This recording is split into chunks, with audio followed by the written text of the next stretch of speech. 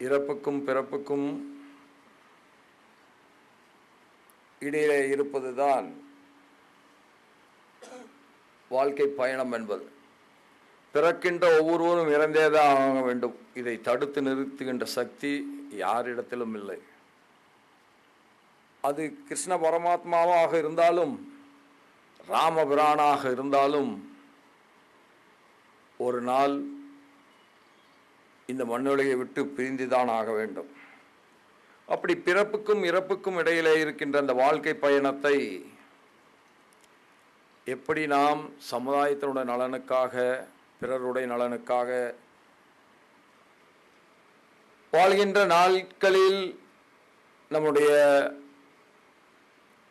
புராதன கலாச்சாரத்தையும் பண்பாட்டையும் அதனுடைய மேன்மைகளையும் பாதுகாப்பதற்காக எவ்வளவு செலவிடுகிறோம் என்பது ஒரு சரித்திரமாக மாறுகிறது. அப்படி தனக்காக வாழாமல் இந்த மண்ணின் தர்மத்திற்காக வாழ்ந்தவர் நம்முடைய ராமகோபாலன்ஜி அவர்கள்.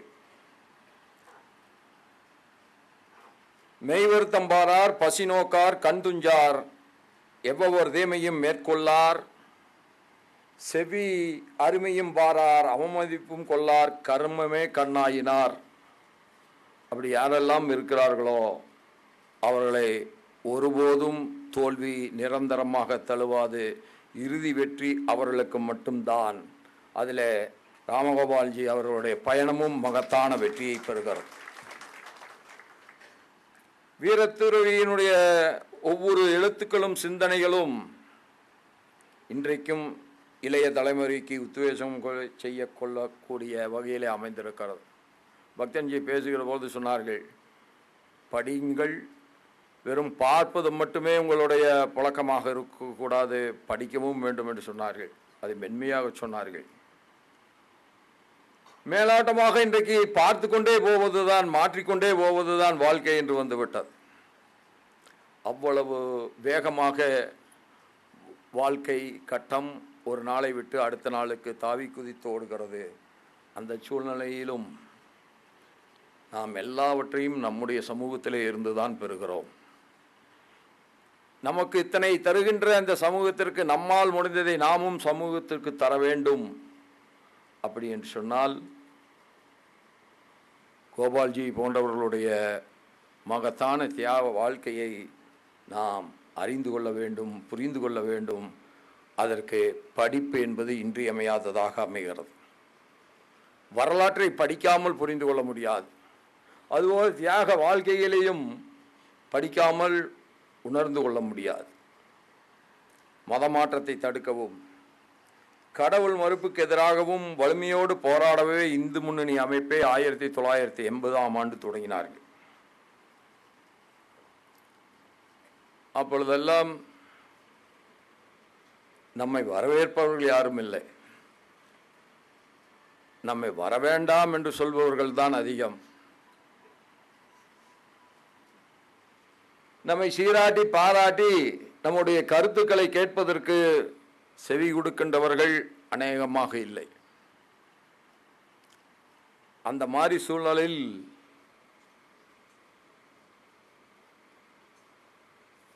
வீரத்துறவி ராமகோபாலன்ஜி அவர்கள் இந்த நல்ல கருத்துக்கள் எல்லாம் இளைஞர்களை சென்றடைய வேண்டும், அவர்களுடைய ஆழ்மனதில் நல்ல விதைகளாக இவை விதைக்கப்பட வேண்டும், அதன் மூலமாக அவர்களுக்கு உணர்வு பூர்வமான உயர்ந்த சிந்தனை உதிக்க வேண்டும் என்று தன்னை அர்ப்பணித்துக் கொண்டு அவர் தன் வாழ்நாள் எல்லாம் இந்த மண்ணின் தர்மத்திற்காக உழைத்தார்கள். எனக்கு நன்றாக நினைவு இருக்கிறது, அப்பொழுதெல்லாம் கார் வைத்திருப்பவர்களே நம்முடைய இயக்கங்களிலே மிக குறைவு. அன்றைக்கு கார் வைத்திருந்தவர்களே குறைவு, அது வேறு விஷயம். அப்படி ராமகோபால்ஜி அவர்கள் திருப்பூருக்கு வருவார்கள். திருப்பூரில் நிகழ்ச்சியை முடித்துவிட்டு அவர் எந்த ஊருக்கு செல்கிறார் என்று கேட்டால், நாளை காலை கூடலூரில் எருமாட்டிலே ஒரு நிகழ்ச்சி இருக்கிறது என்று சொல்வார். அவரோடு ஊட்டி வழியாக கூடலூருக்கு எருமாட்டிற்கு பயணம் செய்வோம். அடுத்த நாள் நிகழ்ச்சி எங்கே இருக்கும் தெரியுமா?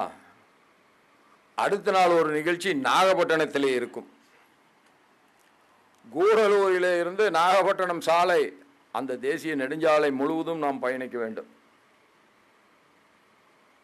அம்பாசிடர் காரில் அவ்வளவு தூரம், ஆனாலும் அது சிறிது கூட சலிப்பே இருக்காது. காரணம் என்னன்னா, இன்றைக்கு போல அன்றைக்கு 4 வழி சாலைகள் இல்லை. எதிரே வருகின்ற கார்களும் லாரிகளும் மோதாமல் போனாலே பெரிய விஷயமாக இருக்கும்.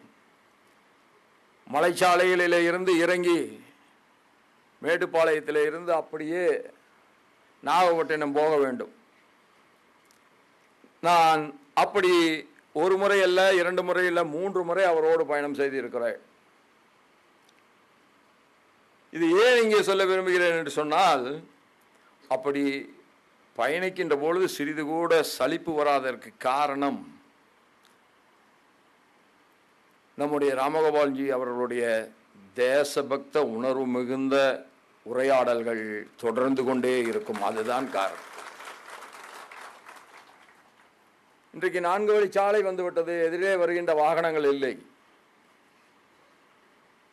ஆனால் அன்றைக்கு அப்படி அல்ல. ஆனாலும் கூட சிறிது கூட சலிப்பில்லாமல் நம்மால் பயணம் செய்ய முடிந்தது என்று சொன்னால், அவருடைய உரையாடல் நம்மை அப்படியே தேசத்தின் பால் ஈர்த்துவிடும். அவருடைய தேசப்பற்று அது கூட ஒரு பிறவி குணம் என்றே நான் நினைக்கிறேன். அந்த அளவிற்கு இந்த தேசத்தையும் இந்த மண்ணையும் நேசித்தவர் ராமகோபால்ஜி அவர்கள். சனாதன தர்மம் இந்த மண்ணின் சொத்து, அதை நாம் விட்டு கொடுத்து விடக்கூடாது என்கின்ற சிந்தனை அவரை வழி நடத்தியது. இன்றைக்கு அவரை பின்பற்றுபவர்களை வழி நடத்துகிறது. நமக்கு எப்பவுமே ஒரு தலைவரோட பயணம் செய்ததாகவே எனக்கு நினைவில்லை. சொந்த குடும்பத்தில் ஒருவரோடு பயணம் செய்த நினைவுகள் மட்டும்தான் இருக்கிறது. அப்படி பல்வேறு விதமான கருத்துக்களை வாதங்கள் செய்வதிலும் சரி, அந்த வாதத்திற்கு தீர்வுகளை காண்பதுமாக அந்த பயணங்கள் அமைந்திருந்தது. தோற்றத்தில் எளியவர் என்றாலும் மன வலிமையில் தன்னிகரற்றவர். அதைத்தான் சாமிஜி அவர்கள் பேசுகிற போது சொன்னார்கள். கோயம்புத்தூரிலே இருந்து மதுரைக்கு ரயிலிலே இறங்கி பிளாட்பாரத்திலே நடக்கிற பொழுது கோயம்புத்தூரிலே இருந்து வந்த தீவிரவாதியால் அவர் வெட்டுப்பட்டார்கள். வெட்டுப்பட்டாலும் அந்த இடம் குழியாகிவிட்டது. அதற்கு ஒரு தகுடை பித்தளையிலே செய்து அந்த தகுடைத்தான் அவர் வைத்திருந்தார். அதனால்தான் அதற்கு பிறகு தொப்பி போட்டுக்கொண்டார். ஏன்னா தொப்பியை கழட்டினா தகுடு கீழே விழுந்துடும். இப்படி ஒரு தியாக வாழ்க்கை நம்முடைய ராமகோபால்ஜி அவர்களுடையது. மகாகவி பாரதியின் அச்சமில்லை அச்சமில்லை அச்சம் என்பது இல்லையே, இச்சகத்து உள்ளவரெல்லாம் எதிர்த்து நின்ற போதிலும் அச்சமில்லை அச்சமில்லை அச்சம் என்பது இல்லையே என்ற வரிக்கு ஒரு உதாரணத்தை தமிழகத்தில் தேட வேண்டும் என்று சொன்னால் அந்த உதாரணம் ராமகோபாலன்ஜி அவர்கள் என்பதை நாம் உணர வேண்டும். RSS இயக்கத்திலே 1947 இணைந்தவர் முழு நேர ஊழியராக தமிழகத்தின் பட்டி தொட்டி எல்லாம் சுற்றி சுற்றி பயணம் வந்தவர்கள். எந்த வேறுபாடும் பார்க்காத மனம் அவருக்கு இருந்தது. தீண்டாமை பற்றி சொல்கிற பொழுது பலரும் சொல்கிறார்கள், நான் பார்த்த மனிதர்களில் தீண்டாமைக்கு எதிராக மிக வலுவான உணர்வோடு எப்பொழுதும் பயணித்தவர் ராமகோபால்ஜி அவர்கள். எடுத்துக்கொண்ட பணியை முழுமையாக செய்து முடிக்கும் வரை அவர் ஓய்வு என்பதை அறிய மாட்டார்கள். அவரது உழைப்பை நேரிலும் பல மணி நேரங்கள், பல நாட்கள் என்றே சொல்லலாம். ஒட்டுமொத்தமாக சில மாதங்களே அவரோடு பயணித்த அனுபவம் எனக்கு இருக்கிறது. எந்த ஊரில் பணி இருந்தாலும் அந்த ஊருக்கு செல்வார்கள். சென்னையிலே இருந்து கோயம்புத்தூர் வரை எப்பொழுதுமே ரயிலிலே தான் பயணம் செய்வார்கள். ஏனென்று சொன்னால் அதில் ரயில் வசதி அவ்வளவு அதிகமாக இருந்தது அந்த காலகட்டத்தில். மற்ற ஊர்களுக்கு செல்ல வேண்டும் என்று சொன்னால் காரில் பயணம் செய்வதற்கும் அவர் எப்பொழுதும் தயங்கியதில்லை. அப்படி ஒரு பகுதியிலிருந்து இன்னொரு பகுதிக்கு செல்வதிலே குறியாக இருப்பார்களே தவிர எவ்வளவு வசதியோடு செல்ல வேண்டும் என்பதை பற்றி அவர் ஒருபோதும் சிந்தித்ததில்லை. ஏழை பணக்காரன் என்று பார்த்ததில்லை. இந்த ஜாதியை சார்ந்தவர் அந்த ஜாதியை சார்ந்தவர் என்று பார்த்ததில்லை. மிகப்பெரிய அறிவாளிகள், ஒன்றும் தெரியாத அப்ராணி என்று பார்த்ததில்லை. எல்லோரையும் ஒரு சேர பார்த்து இந்த நாடு முன்னேற வேண்டும், அதில் ஒவ்வொருவருடைய பங்களிப்பும் இருக்க வேண்டும் என்கின்ற உணர்வுக்கு சொந்தக்காரர் தான் நம்முடைய கோபால்ஜி அவர்கள். சமீபத்தில் நான் லடாக் யூனியன் பிரதேசத்திற்கு சென்றிருந்தேன். அந்த பகுதியில் சிந்து நதி தோன்றி அதற்கு சிந்து என்கின்ற பெயரை அங்கே வைத்திருக்கிறார்கள். சிந்துவினுடைய பெரும்பகுதியை நாம் பிரிவினைக்கு பிறகு இழந்துவிட்டாலும் அது தொடங்குகின்ற இடம் இன்றைக்கும் நம்முடைய புனித பாரதத்திலே தான் இருக்கிறார். மோடிஜி அவர்கள் வந்த பின்பு அந்த இடத்தில் அதை தரிசிப்பதற்கும் அந்த தீர்த்தத்தை நாம் அள்ளி குடிப்பதற்கும் எல்லோரும் அந்த இடத்திலே அமர்வதற்குமாக ஒரு பெரிய மண்டபத்தை கட்டியிருக்கிறார்கள். அதற்கு நம்முடைய லெப்டினன்ட் கவர்னர் என்னை அழைத்து சென்றார்கள். அப்பொழுது அந்த சிந்து நதியை பார்த்த உடனேயே என் மனதில் தோன்றிய முதல் உருவம் நம்முடைய ராமகோபாலன்ஜி அவர்கள்தான். ஏனென்று சொன்னால், எங்கே சென்றாலும் இன்று காண்போம் எங்கள் சிந்துவை என்கின்ற உணர்வை அவர் எல்லோருக்கும் ஊட்டி வளர்த்தார்கள். புத்தகங்களை பரிசீலித்தால் அவர் பெருமகிழ்ச்சி அடைவார். அதற்கு என்ன காரணம்? ஒரு மனிதன் யாரும் பிறக்கும் போதே ஞானசம்பந்தராக பிறப்பதில்லை. ஏதோ ஒரு சிலர் மட்டும்தான் கடவுளுடைய அருளால் பிறக்கின்ற பொழுதே ஞானத்தை பெற்ற ஞானசம்பந்தர்களாக பிறக்கிறார்கள். மற்றவர்கள் எல்லாரும் ஞானத்தை வளர்த்து கொள்கின்றவர்களாகத்தான் நாம் இருக்கிறோம். அந்த ஞானத்தை வளர்த்து கொள்வதற்கு புத்தகங்கள் இன்றியமையாதது என்பதை கோபால்ஜி அவர்கள் வலியுறுத்தி சொல்வார்கள். பள்ளிக்கூடங்களில், கல்லூரிகளில் மாணவர்களை உரையாற்றுவதற்கு அதிக முக்கியத்துவத்தை அளிப்பார்கள். ஒரு வீட்டிலே தங்கியிருந்தாலும் கூட அந்த வீட்டிலே இருந்து பள்ளிக்கு செல்கின்ற மாணவ மாணவிகளை அழைத்து சிறிது நேரமாவது உரையாடிவிட்டுத்தான் தன்னுடைய பயண வேலைகளை பார்ப்பார்கள். அதற்கு என்ன காரணம் என்று சொன்னால், இளைய மனதில் நல்விதையை விதைத்து விட்டோம் என்று சொன்னால் அந்த நல்விதையை அளிக்கின்ற சக்தி உலகத்தில் எதுவும் இருக்க முடியாது. தேசபக்த உணர்வு என்பதை அந்த இளம் வயதிலேயே நாம் விதைத்து விட்டோம் என்று சொன்னால் அவர்களிடத்தில் இருந்து ஒருபோதும் தவறான, தர்மத்திற்கு மாறான நடைமுறைகள் வராது என்பதை அவர் அறிவித்து சொல்வார்கள். சுவாமி விவேகானந்தர் பற்றி குழந்தைகளிடம் உரையாடும் போது அவர்களுக்கேற்ப கதைகளோடும் எளிய மொழியிலும் பேசுவார்கள். நான் சிறந்த பேச்சாளர் என்று சொல்லிக்கொண்டு எதிரிலே உட்கார்ந்திருக்கிறவர்களுக்கெல்லாம் புரியாத வகையிலே பேசுவது சிறந்த பேச்சாளர் இல்லை. என்னுடைய திறனை காட்டுவது ஒரு பேச்சாளியினுடைய கடமை என்று அவர் ஒருபோதும் கருதவில்லை. தான் சொல்கின்ற நல்ல கருத்துக்கள் ஒவ்வொரு பாமரனுடைய மனதிலும் பதிய வேண்டும் என்று நினைக்கின்ற மகத்தான சிந்தனைக்கு சொந்தக்காரராக அவர்கள் இருந்தார்கள். அப்படி பல நேரங்களில் அவர் பேசுகிற பொழுது திருப்பூரிலே ஸ்டீம் வேல்சாமி என்று ஒருவர் இருப்பார். அவர் சங்கத்தில் பல காலம் கடுமையாக உழைத்தவர். நாங்கள் எல்லோரும் உட்கார்ந்து கேட்டுக்கொண்டிருப்போம். அப்பொழுதெல்லாம் சின்ன சின்ன கூட்டங்கள் தானே, ஒரு 10 பேர், 5 பேர், 7 பேர் இப்படி உட்கார்ந்து கேட்டுக்கொண்டு இருக்கிற நேரத்தில் எல்லோரையும் கண்களிலே கண்ணீரை வள வைக்கக்கூடிய அளவிற்கு ராமகோபால்ஜி அவர்களுடைய உரை ஆழமானதாகவும் தீர்க்கமானதாகவும் இருக்கும்.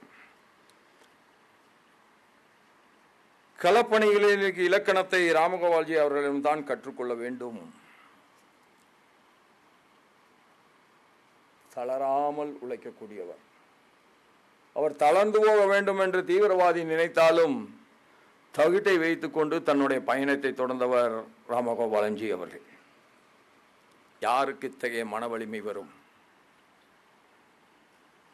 1950ஆம் ஆண்டு முதல்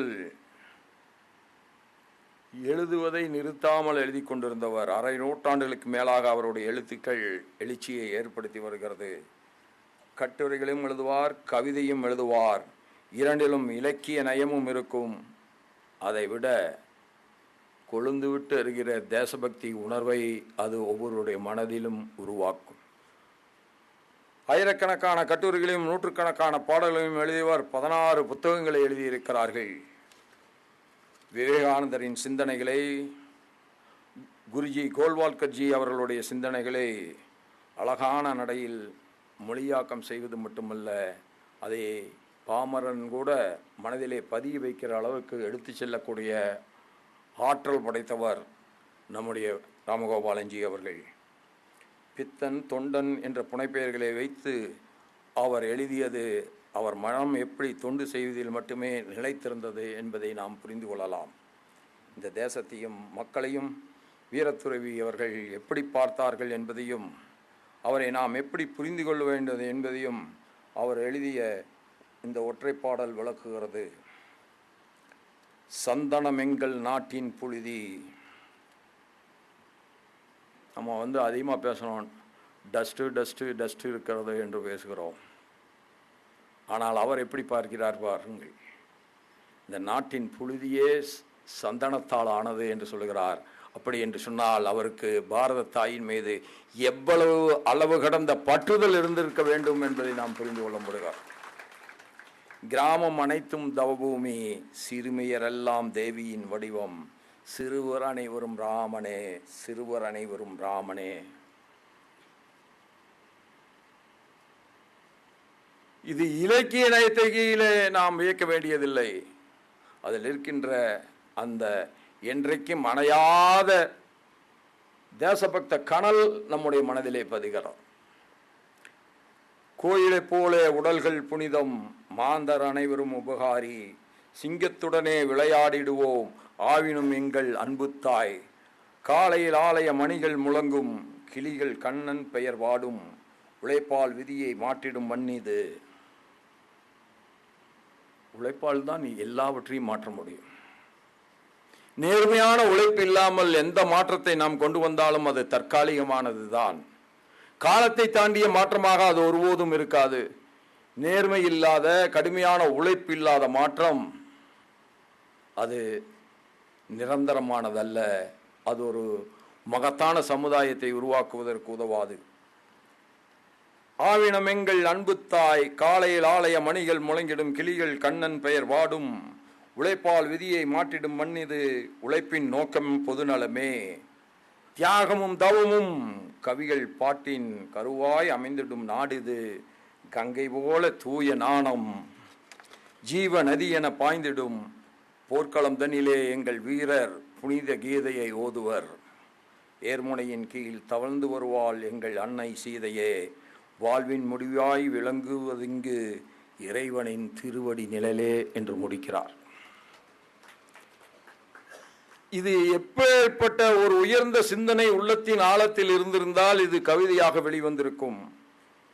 தியாகமும் தவமும் எனது வாழ்வென கொண்டவரை உங்களைப் போலவே நானும் வணங்குகிறேன்.